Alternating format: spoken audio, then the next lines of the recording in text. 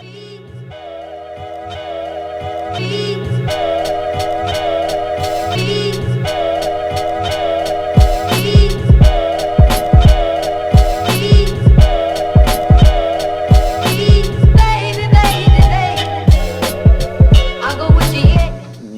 back, gang. Today we are going to be installing the 2 square pieces of sheet metal that go on the bottom of the roof transition right here and right over there in that area. And yeah, I'm going to show you how I'm doing it today. The first thing that I have to do is I have to measure for the sheet that I need to cut out.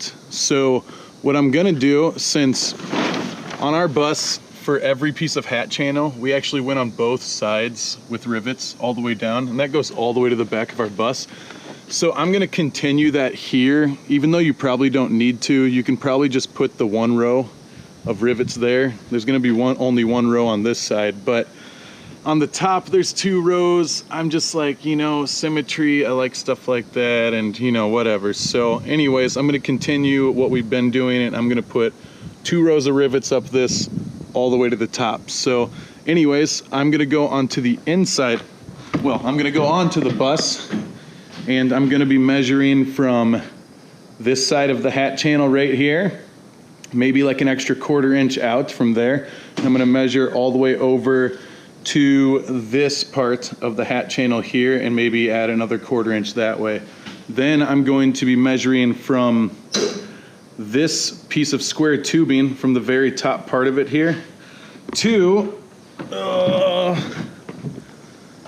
I'd say about, you know, here where this is, maybe a little higher, to somewhere about down here. And it really doesn't matter as long as it's in between these holes here.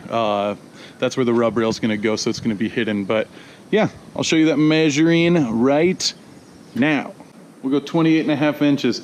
Now I'm gonna measure at the top and the bottom, because nothing's really ever straight on a bus. I'm sure you've heard that before. And you just wanna make sure, double, triple check your measurements before you cut. Everybody know that, everybody know that. It looks like it's good, 28.5 it is. And then, all right, 28.5 by 25. All right, so as you can see, I already piloted the holes on all the hat channel all the way through the bus before this. So this is gonna make this a little bit easier. Once we put this panel up in place, I'll probably drill out the corner holes that are gonna be needed for this through the other sheet metal that we're putting on the bus as well. And then I'll put Clecos in those to keep them in place. And then I will probably just start piloting the holes through the new sheet metal through these existing holes. And then I may actually add 1 more rivet in between each one of these all the way down, just to be safe on this roof transition. That's just for peace of mind. I probably don't need to do that. On this side, there's only a couple holes drilled. I think 3, there is one down there somewhere. But anyways, what I'm gonna do is I'm just gonna measure between the existing holes that are here, and then start putting holes in between those. So I'll probably add another 3 or 4 rivets in between there, probably add another 3 between there. Yeah, and that should be good. I don't really have a for sure plan. I just know that we gotta rivet this sucker on, use some adhesive, make sure it's watertight. That's what we gotta do. Let's do it. Whee! Now all we have to do is pull out the sheet metal sheet that I'm gonna be cutting out of, and cut out that squarish, rectangle, whatever, right down here.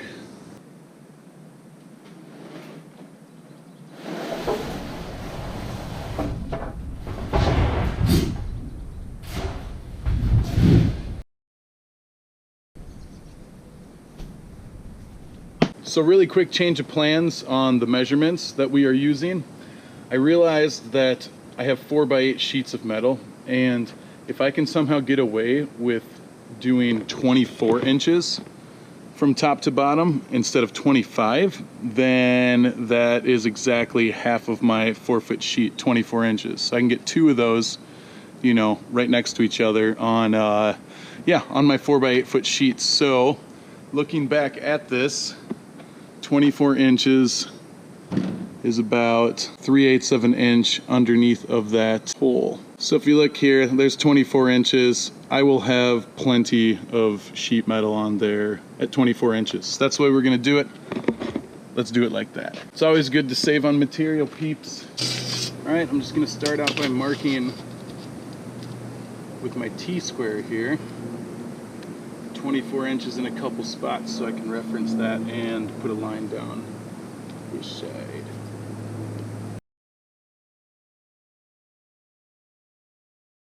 All right, putting 2 reference points is good, but putting 3 is definitely better. Just in case you're just barely off with this right here, just, you know, because I want it to be dead center. Definitely better to be safe than sorry. That looks good. So when you're cutting metal and you're using an angle grinder, which is what I'm going to use, you always want to make sure and have the proper PSE or personal safety equipment or whatever. So always use some good gloves, at least some eye protection, and a face shield comes in very handy when using an angle grinder, especially when you're not using the safety deal that goes on here. I'm not using it because I need to be able to see this line as I go through here. And yeah, if you ever try this, you're gonna see why I don't have that safety part on there. So, yep, just do this at your own, you know, just know what you do. Just know what you're doing before you do it, all right?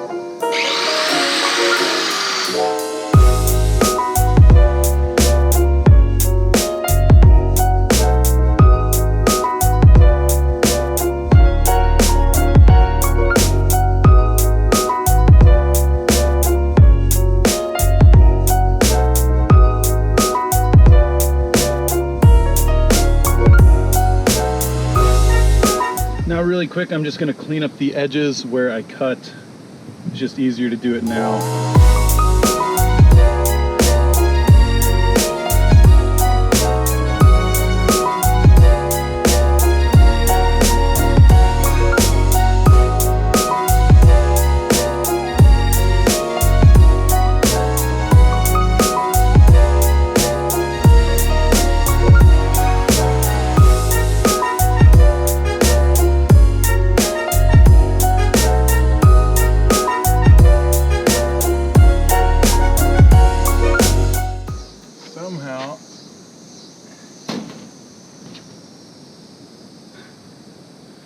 I measured right the first time at 28.5.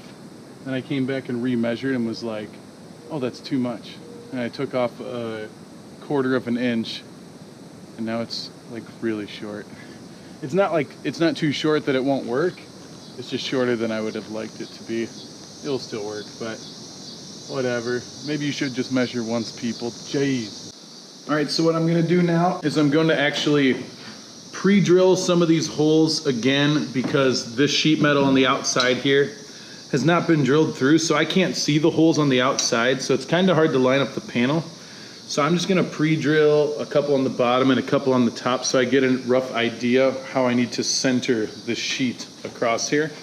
And then once I do that, I'm gonna lay the sheet on here, and I'm actually just gonna clamp it to here in a couple places when it is squared and centered in between these holes. And then once I do that, I can pre-drill the top 2, I think, over here, and this one over here. And I'll put Clecos in those, and then once Clecos are into place, I'll be able to pre-drill everything all the way through there, all the way around, and then take it off after it's worked right, and then lay down adhesive, make sure there's clean metal there, lay down adhesive, and then rivet this sucker on.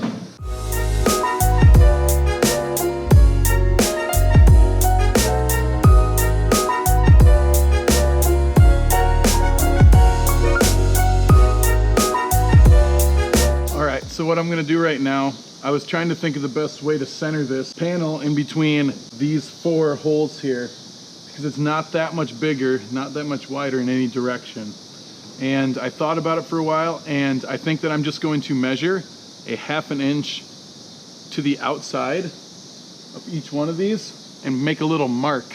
So when I put the panel up against there, I'll be able to see those marks out there, and I can kind of eyeball inside of those marks where it's centered. I think that will work pretty well. So let's do that.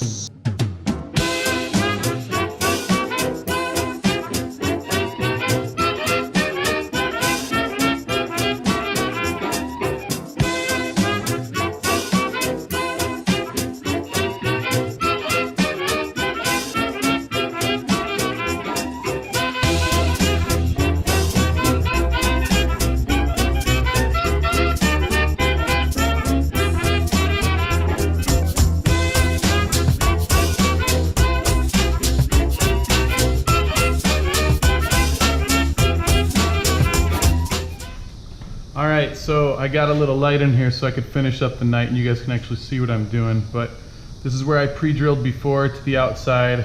So yeah, where I measured that little mark a ½ inch over is about right there. So this should be a perfect spot for that rivet to go through. I'm just gonna pre-drill this one really quick, and then I get to pre-drill the new sheet through the existing hole over here where we took out a rivet long ago. And yeah, once I have those two pre-drilled, I'll be able to put Clecos in those so it stays in place. And then starting tomorrow, I'll be able to pre-drill everything else tomorrow all the way around here. Put some Clecos in it, make sure it's gonna sit perfectly, and then after I'm done with all of that, I'll take it off, clean up all the metal, lay down some adhesive, and then rivet this sucker into place. All right, yeah, I'm just gonna really quick pre-drill this hole right here in this corner, and then grab those Clecos. So, I got my magnet lamp out here. God dang, these things are great.